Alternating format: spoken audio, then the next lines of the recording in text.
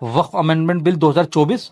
हाँ तो अगर ये बिल पास हो गया ना, तारीख की एक ही मस्जिद का गम नहीं भुलाया जा रहा, तुम्हारी हजारों लाखों मस्जिदें, मदरसे, कब्रिस्तान, तुम्हारी खानगाहें सारे तुम्हारे हड़प लिए जाएंगे, खेल खा लिए जाएंगे तुम्हारे।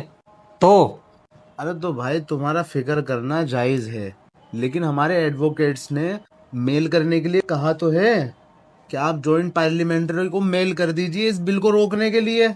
वो कैसे करेंगे? भाई ये जो स्क्रीन पे क्यूआर कोड आ रहा है इसको स्कैन कर लो। स्कैन करने के बाद में आपको एक बिल्कुल तैयार ईमेल आ जाएगी आपके सामने, और सेंड पे क्लिक कर देना है। तो मतलब इस क्यूआर कोड को स्कैन करते ही मेरे पास मेल बॉक्स खुल जाएगा और बस सेंड पे क्लिक कर दूं? बस उनको मेल चली जाएगी। शर्म की बात है अगर कोई इस ईमेल को भी नहीं कर पा रहा है तो। नहीं भाई, नहीं करना तो पड़ेगा भाई, करना पड़ेगा, ये हर बंदे को करना पड़ेगा और शेयर भी करना पड़ेगा। अगर तुम नहीं कर पा रहे हो शेयर करो। बहुत जरूरी है।